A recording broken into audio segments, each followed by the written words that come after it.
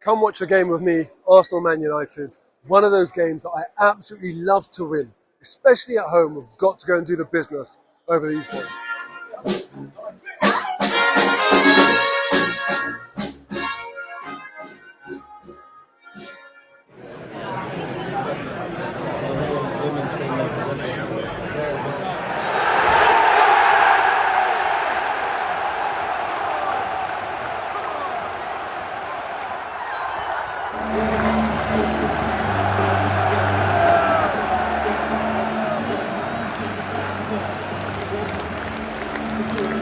Oh my God, what a roller coaster of a game.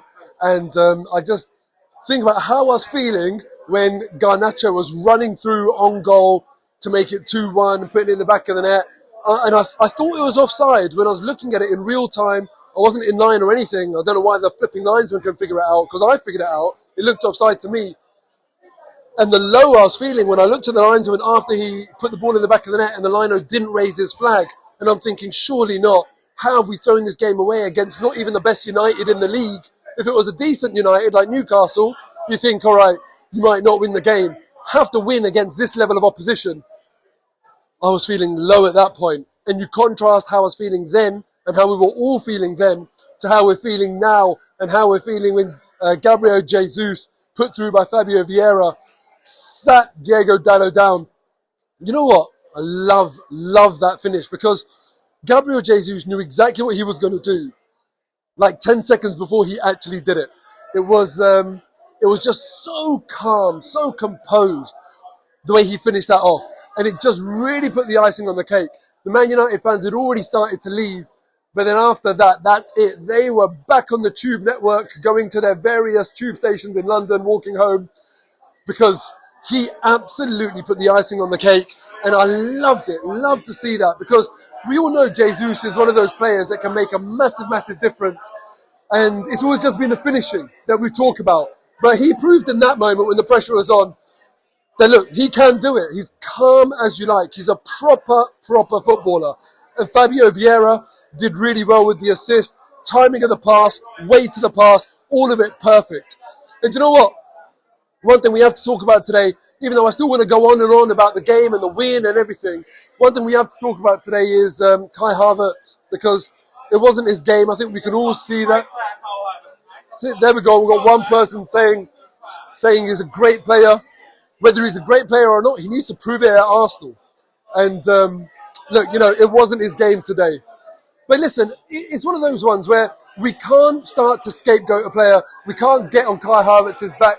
Because even though, yes, he has been playing Premier League football for another club for a few seasons, you still can't expect him to just come in and hit the ground running. And I know you're going to watch that and you're going to say, but what about Declan Rice? Yes, Declan Rice has done exactly that. Hit the ground running, been absolutely brilliant. But it's... Come on, you Gunners! Next game, Kai Havertz or Fabio Vieira? What would you do? Vieira? Yeah, there you go, see? So look, the fact of the matter is, we need to give Kai Havertz time. I'm not going to scapegoat him, but also we do need to analyse his performances. And today, nothing went for him. The goal that we conceded was a really, really lazy, unaware, crossfield pass that you just can't be doing, you know. And, you know, it's a shame, actually, that out of everyone, it was Kai Havertz, because things like that, if it was Martin Ødegaard, who's got an unbelievable amount of sort of credit in the bank with Arsenal fans because of just how brilliant he is, how good of a captain he is, how much he gives every single week, you'd probably look at that and say, all right, Ødegaard's made a mistake, it happens once in a blue moon, you'd let it go. But when it's Kai Havertz and he's already not doing well enough, and even like one of these guys that's just walked past me was saying he's Chelsea, that's how some fans still view it. As far as I'm concerned, look, he's Arsenal now, we have to back him, we have to give him time, and hopefully he'll get to the sort of level that Declan Rice is setting. But I do think Arteta needs to sort of take him out of the firing line a little bit. Next game, we've got Everton, then we've got a Champions League game, and then it's Tottenham.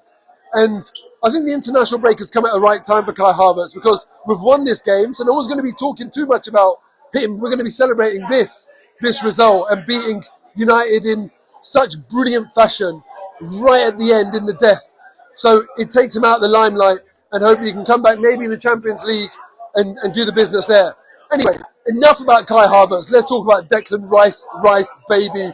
What a signing he has been absolutely unbelievable. And whilst I was talking about a player not hitting the ground running, Declan Rice looks like he's been playing at Arsenal for years. And listen, whatever Jude Bellingham is doing in La Liga, who's absolutely killing it, don't get me wrong, he's the player that I wanted. And I couldn't believe just how small the gap was in transfer fees between Bellingham and Declan Rice. Because I figure that Bellingham is absolutely world class and should have been going for way more than anyone else. But we paid good money for Declan Rice, and not a single person is talking about the transfer fee because Declan Rice is killing it. Again, my man of the match. He was brilliant.